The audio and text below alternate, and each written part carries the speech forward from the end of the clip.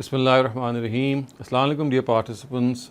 Today we will be discussing another objection that has been leveled against Ustaz Javed Ahmad Ghamidi, and in reply to this objection, Ustaz Ghamidi has answered it in the form of a descriptive narrative, and we can say that this narrative from him can be divided into four distinct parts. So the first is that what exactly is Ijtihad? The second is that what is the sphere of Ijtihad? And the third is what are the conditions of Ijtihad? And finally the fourth one says that what are the principles of doing Ijtihad? So these are the four main titles through which Ustaz Ghamidi has replied to people who have raised objections against his view. Now, the first thing that he has said is regarding what exactly is Ijtihad. So he says that the term Ijtihad has actually originated from a hadith. In the opinion of authorities, this hadith, although is munqata or broken, which means that it is not authentic, however, it is one of its sentences which has become a source of this all-important term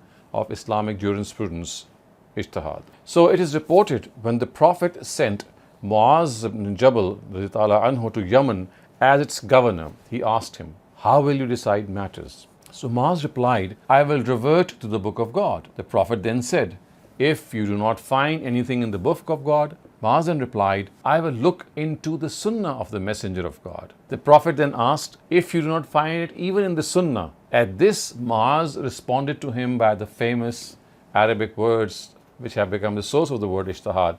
So he said, "Ajtahidu bira'i wala alu," which means I will form an opinion after expending my full effort and will not leave any stone unturned. Words of the hadith are the actually source of this term Ijtihad.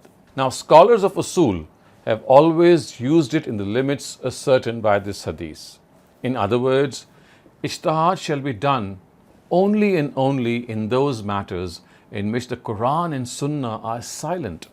It has no bearing on matters which are explicitly stated in the Quran and Sunnah. The reason for this is that the injunctions of the Quran and Sunnah need reflection and deliberation and do not warrant ijtihad. Scholars can repeatedly revert to them, determine their purport, and can also differ from previous authorities in their interpretation. But they cannot annul or alter any directive of the Quran and Sunnah through their ijtihad. So one important thing which Ustaz has cleared is that to interpret the Quran, the word ijtihad has though been erroneously used or wrongly used, it should not be used, because when you interpret the Quran, when you understand the Quran, you are actually exercising your own prowess and ability to infer. Ijtihad does not relate to inference of what is already present in the Quran or the Sunnah. Ijtihad explicitly relates to where they are silent. So now we come to the sphere of Ijtihad, which is the second point and which we have just alluded to in a passing way.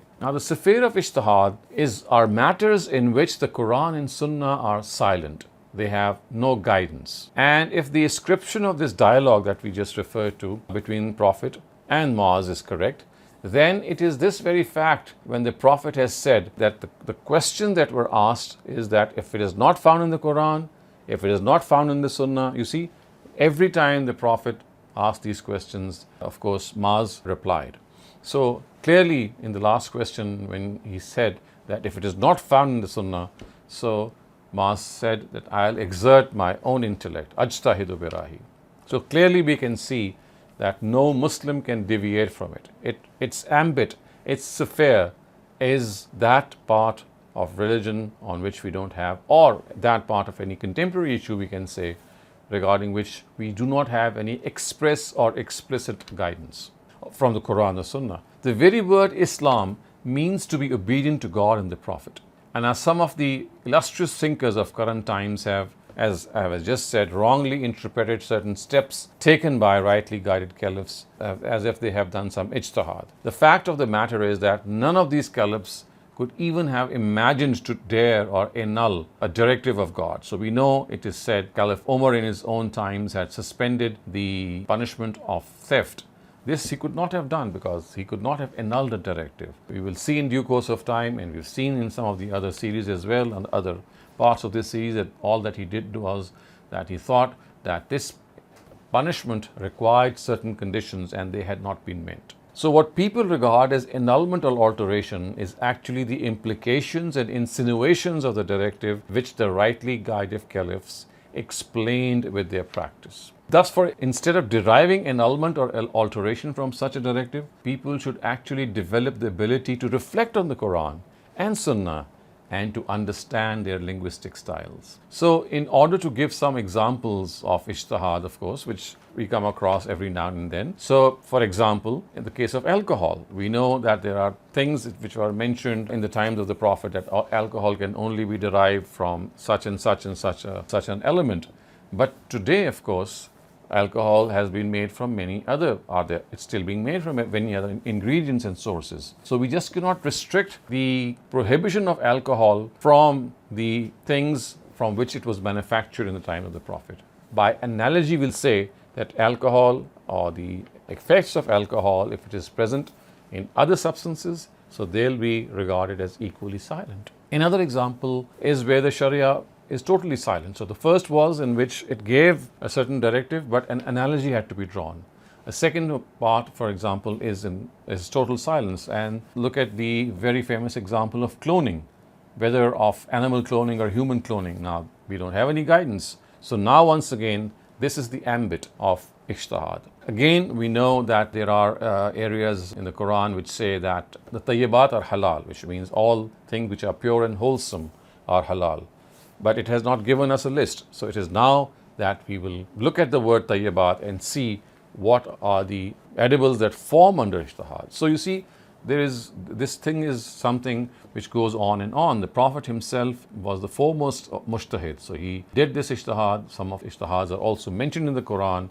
Our jurists also do ijtihad. So we have to understand that this is how things go on.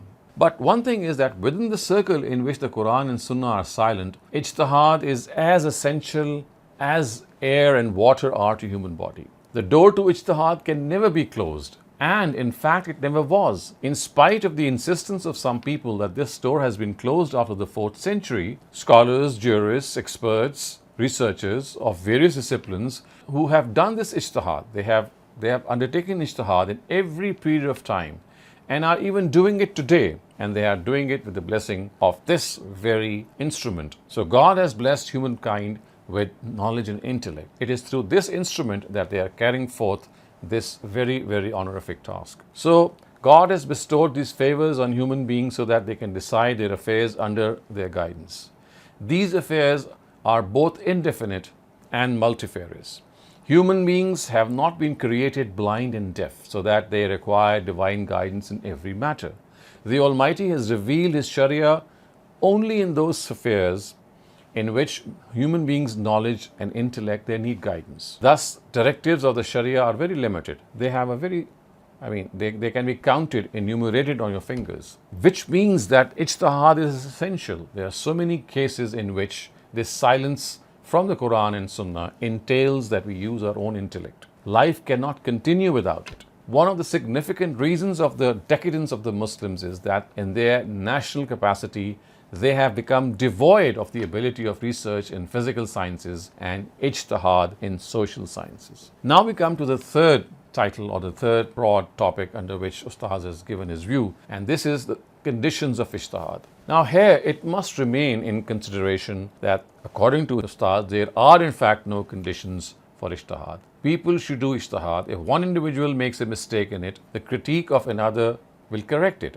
It is through this process that human beings progress and highly competent mujtahids are born. There is no doubt, in fact, that if the principle of taqleed is accepted, which means that you have to blindly follow one mujtahid, then all conditions of ijtihad which are stated by scholars, they become necessary. Because now you're not using your own sense, you are blindly following mujtahid. If that is the case, then conditions apply. But if that is not the case, you're not blindly following one particular mujtahid, you're just using your own intellect. In such a case, it would not be needed. So the reason for this is that in such a case, the real thing would be not ijtihad itself, but the personality of the mujtahid who is being regarded as the source of the taqleed. So because of the fact that the ijtihad becomes secondary in that situation, and it is the person of the mujtahid that becomes the real importance, so now we need to have those conditions. But if, like the companions of the Prophet and their followers, the common masses and the scholars also base their decisions on reasoning, arguments, then it will not be the mujtahid, but the ijtihad itself which will be evaluated in congruence with the standards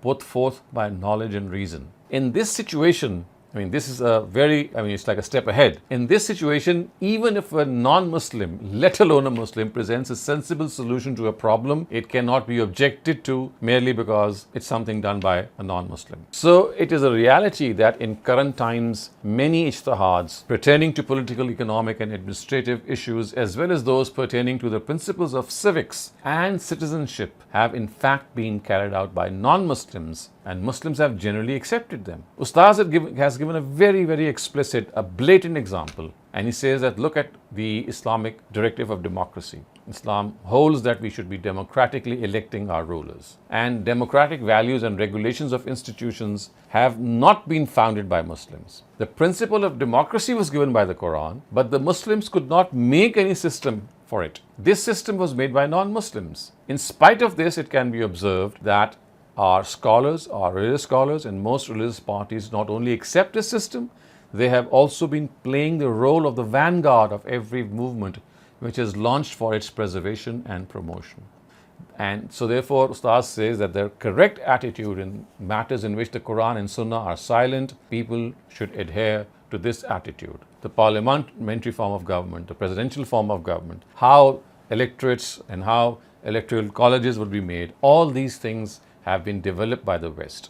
The Quran is given the principle, but unfortunately Muslims could never evolve the system which is actually governed by this principle. So such is the importance of ijtihad, as Ustaz has said. So in the guidance received from God through His messengers, the primary status is absolutely, there's no doubt about it, occupied by the Quran and Sunnah. But of course, then we have certain principles of doing ijtihad also. Even in this situation, if there is ijtihad to be done, even if it is to be done by people, then there are certain areas that have to be looked into. And we have to understand that other than these two sources, which is the Quran and Sunnah, if anything can become a secondary means of understanding guidance of God, Ustaz says it is ijtihad. And qiyas or analogy is one form of ijtihad. The word used by the Quran for this is actually istinbat. If you look at the Quran has used the word istinbat, which means inference. The content of this inference is called fiqh or jurisprudence. A large part of it can be classified as fiqhun nabi, which means the inference of the Prophet. The remaining content consists of the ijtihad done by scholars and jurists. And for this, Ustaz says that the words used are, or the term used is usulul fiqh, the principles of jurisprudence. This is based on the principles of jurisprudence, which he calls as usulul fiqh, to understand and interpret this content. And he says that there are 6 principles in this regard. And then he explains them one by one. The first thing is that every opinion about religion will be formed to fulfill the objective which, according to the Quran, is the objective of religion. In the opinion of Ustaz, this objective is tazkiyah, purification of the concepts and practices related to all matters of a person's individual and collective life. In understanding the hadith literature related to this content and in accepting or rejecting every opinion or ijtihad, this objective must be kept in mind as the fundamental principle, that whatever you derive, it must relate to the objective of religion, which is purification. Now, Ustaz says that there are basically 4 contents of religion. 4 contents. If you look at religion inductively, you can see that there are 4 contents on which the whole content of religion stands. The first of them relates to worship rituals or ibadat. The second of them relates to physical purity. The third relates to morals. And the fourth relates to our edibles. And all their directives which are given, they are based on ijtihad. And then Ustaz says that in order to understand this further, he starts giving examples that how these content actually relates to its objective, which is purification. Let us first look at ibadat or worship rituals. So the principle is that everything that you can form or derive as ijtihad, for example, the qasr prayer, For example, the fact that the prayers can be combined. For example, at one place the Quran says that you can even offer the prayer while on a ride or while standing. So on all these cases, you see that the form may change, but the essence is the same, that is tazkiyah. The purpose is not sacrificed. Similar is the case with the fast. So it's not that we have to change this in any way, but it is the fidya which is to be given if the roza cannot be kept. Again, the purpose of giving this fidya is that self-purification, because you cannot do a ritual in its optimum way, you do it in its minimal way. The shortest form of nazar, which means to devote yourself to God, is qurbani, is animal sacrifice. And its greatest form is Hajj itself. So then he goes on and gives an example of how ijtihad can be done in physical matters. Now, for example, in menstruation, women are not required to fast or pray. But what about istihaza? Istihaza, of course, is like a condition in which women have blood which is not menstrual blood. So the Prophet has done his ijtihad and said that if women do ghusl before 2 prayers, he likes it. And if she cannot do ghusl for some prayer, then at least wuzu, and that is all. And that is how he did his ijtihad in this matter. In the matters of ijtihad in khoronosh, which means in our edibles, he has given this example that, well, we know that in normal cases, the jugular vein will be cut by a very sharp knife. But a concession is given by the Quran itself that if a trained animal kills a prey, it would be okay as well. So you see, this is like extending the same principle. This time the ijtihad has been done by the Almighty Himself, because this is mentioned in the Quran. Then in the 4th segment, the 4th content of religion, which is of course akhlaq or morals, we know that the Quran has said that if jewelry is being worn around the neck, then women should cover it. But for its own self, out of its own self, the Quran said if women have become old and they have lost their attraction on the neck, then it's not needed if they don't cover their own necks. So you see, this is again a form of ijtihad, that you keep in view the principle of tazkiyah, which is purification, but you reduce the form. Some of these ijtihads, as you have just seen, they are done by the Prophet, and some of them by the Almighty Himself after giving the basic directive. Also, you can see that this is something which has become part and parcel of religion. The second principle which Ustaz has put forth is that what is implied by the Quran and Sunnah in this sphere of juristic principles is not only the directives themselves, but also the underlying reasoning, which is the rationale of these directives, and those general principles on which the Sharia of God is based. So the directives themselves will be things that can be extended, but the rationale must be the same. Similarly, general principles on which the Sharia of God is based, that too can be extended, but the rationale has to be the same. So he gives the example that if you look at animals, so we know that in Arabia there were buffaloes, but they didn't have cows. So when Indian subcontinent, when matters came here, so the closest association between buffaloes were of course cows, and therefore by analogy they were grouped in the matters of zakat with buffaloes, and they were regarded as analogous to the closest species that was there for them. Another example of rationale is that agricultural produce was the production that was charged in zakat. But today there are a number of other forms of production, like industrial production. So by analogy, because that basis exists in other forms of production also, so this should also be grouped with agricultural production, and the rates of agricultural production will also apply to industrial production. So these two were examples in which directives whose rationale was to be or could be or has been extended. Another example that he has given is regarding general principles. So Ustaz says that this is regardless of whether these principles are covered by the sources of religion or are determined through induction. An example of the first category is God has allowed all pure, wholesome things. We've just referred to this earlier on.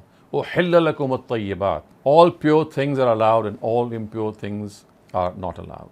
And the second was that whether these principles are covered by the source of religion or are determined through induction. So those covered by religion, of course, is this general statement that God has allowed everything which is pure, and there is no list given. So now, of course, that list would be created or enunciated through ijtihad. An example of the second category in which things have to be done through induction is that all worship rituals are symbolic expressions of a person's relationship with God. So that is how we are able to understand that if you look at all these various relationships or worship rituals, they will express that they are symbolic expressions.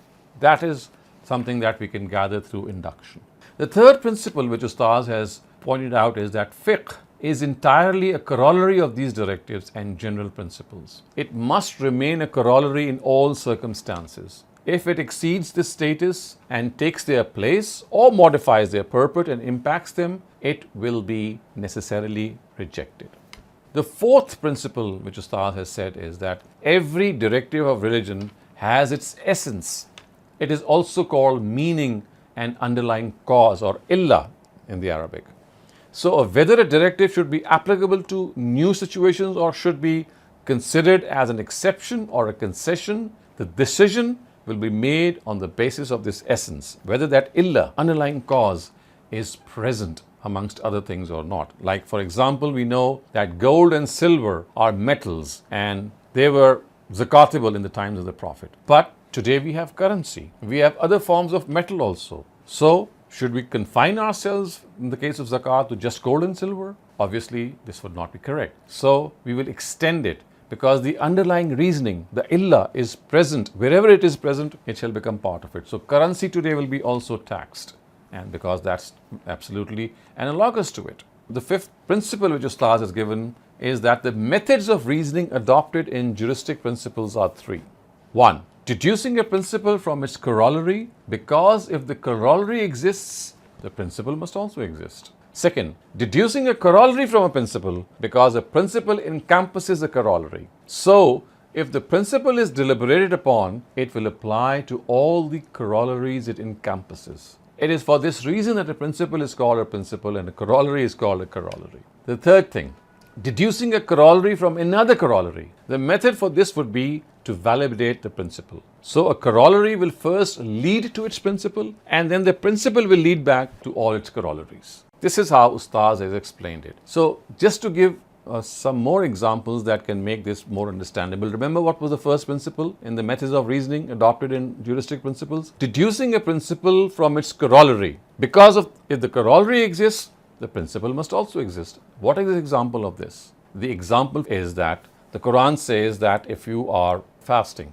and that fasting is something that becomes difficult for you because you are sick or because you are on a journey, then you are allowed to miss your fast and then keep it at another time. But the question is this concession confined to just a travel or a journey and being sick, or there could be other reasons as well? Obviously, there can be rough weather, for example, or in those areas on this earth where the times between sunrise and sunset is so short that you just cannot, I will talk not about short, I'll talk more about longish hours like 22 hours or 23 hours. What is to be done in this condition? So you see, this is an example of a corollary. What about the second? So remember, the second was that deducing a corollary, now you are at a corollary from a principle, because a principle encompasses a corollary. The first was deducing a principle from its corollary, and now the second is deducing a corollary from a principle. What is the example of that? The example which Ustaz has given is again something that we have just discussed. أُحِلَّ لَكُمُ الطَّيِّبَاتِ. There are all wholesome and pure things, they are allowed to you. So now we will see that all wholesome things, what are these wholesome things? And by analogy, we can work through them. Like for example, sea animals. We will see that the illah or the underlying reason in such a case is that if they are carnivorous, if they pounce upon their prey, then they are prohibited. So if you look at sea animals, any sea animal which has these characteristics will be thus also regarded as prohibited. So now what we have done is we have deduced a corollary from a principle, because a principle encompasses a corollary. Let us move on to the third. Now the third, what was the third? For example, the third, that was deducing a corollary from another corollary. If you are deducing a corollary from another corollary. Now this method, the method that should be adopted for this would be to validate the principle first. Remember, you are at a corollary, the principle is here. Now you're deducing another corollary, so you need to go to the principle first and then come back to the corollary.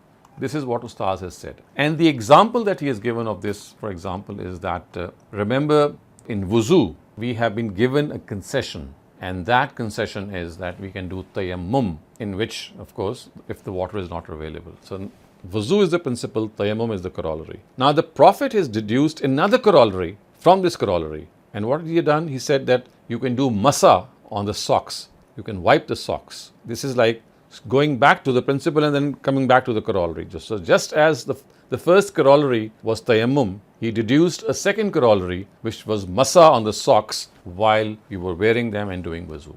It's something which is very subtle, but if understood, it can really make a person understand how delicate these things are. Now, the sixth and last principle, juristic understanding.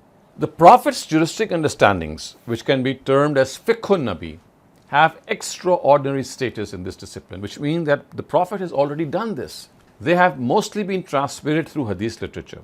So in order to exercise caution in ascribing them to Prophet Muhammad, they should only be accepted when, in the term of hadith scholars, they are at least of the Hasan category. They are, of course, the topmost category is the Sahih, and the second is the Hasan category. If weak narratives are reported through many variants, they can, however, be cited in support of administrative decision. That is what Ustaz says. Only in the case of administrative decisions, and that too because they produce some satisfaction. Otherwise, those administrative decisions, of course, they are done forth. The reason for this is that in such matters, the real basis of reasoning is universally acknowledged concepts derived from reason and sense. What should be done if the prescribed procedure of divorce is not followed? That's an example. What should be done? So whatever is said in response to this question, it would be a category of an administrative decision. In such a case, even a weak narrative will be accepted because this in itself has to be based on reason. So if a weak narrative supports this decision, it will certainly be a means of giving further satisfaction. And we know that the whole concept of the divorce that has been narrated and attributed to Rukana ibn Abd Yazid is an example in which he was asked the intention whether he wanted to divorce his wife or not. Because of the fact that these narratives of Rukana ibn Abd Yazid, they are weak, but they will still be accepted in the opinion of Ustaz because they are basically supporting administrative decision. So this is how Ustaz has formulated these 6 principles of understanding Islamic juristic principles. So once again, if I sum up, we can say that the first of these related to what exactly is Ijtihad. The second was that what is the sphere of Ijtihad. The third is that what are the conditions of Ijtihad. And the fourth, what are the principles of Ijtihad, which were these last 6 principles that I have just enunciated.